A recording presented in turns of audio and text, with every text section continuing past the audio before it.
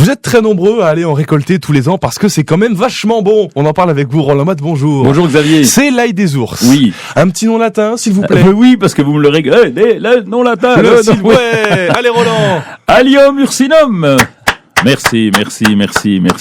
Oui, Allium ursinum, donc c'est une plante. Alors vous allez les récolter, mais vous pourriez très bien en avoir dans votre jardin. Ça se plante, c'est Eh ben facile. oui, c'est ce que j'ai fait, c'est pratique. Comme ça, je suis quitte d'aller en pleine forêt avec tous les risques qu'on peut avoir avec les renards qui font pipi dessus, etc. Donc je préfère l'avoir dans mon jardin, mais c'est pas grave, on fait comme on veut. Dans le jardin, eh bien, d'abord c'est une plante qui résiste jusqu'à moins 30 degrés. C'est on une est plante. peinard. Oui, on est peinard. C'est une plante vivace, comme vous le savez. Qui repousse tous les ans, c'est ça? Exactement. Yes.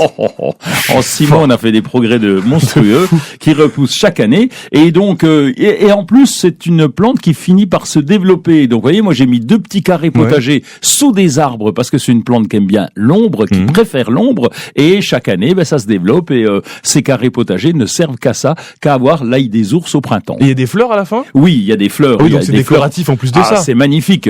Alors les fleurs, c'est au printemps, ça va pas tarder. Là, ça va commencer. Et les fleurs sont blanches, elles sont très très jolies, elles sont parfumées et elles se mangent aussi parce que là-dedans, Super. tout se mange.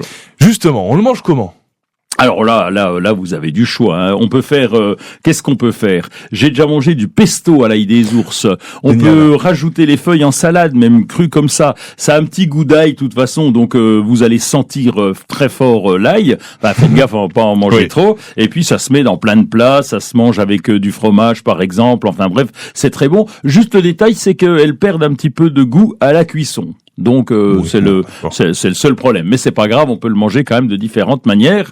Et puis on peut même le mettre dans du vinaigre, dans de la saumure. Enfin bref, il y a plein de raisons de manger l'ail des ours. Je vois qu'il faut faire gaffe parce que ça peut ressembler à du muguet. Alors là, c'est extrêmement dangereux parce qu'ils fleurissent. Bon, évidemment, quand on voit la fleur, on peut pas se tromper parce que la fleur du muguet, c'est des petites clochettes, mais la feuille peut être similaire. Et quand on va prélever en forêt, on peut avoir des taches de muguet. Alors surtout ne pas se tromper, le muguet est extrêmement toxique et l'ail des ours est extrêmement bon. Donc là, il faut vraiment faire attention. C'est un grand écart. Et oui, d'où l'intérêt de l'avoir aussi dans son jardin parce que là, on peut pas se tromper puisqu'on l'a planté. Si on frotte la feuille, on sent que c'est soit du muguet, soit de l'ail des ours. Ah oui, là, vous pouvez pas vous tromper parce que quand vous frottez le muguet, ça sent pas l'ail.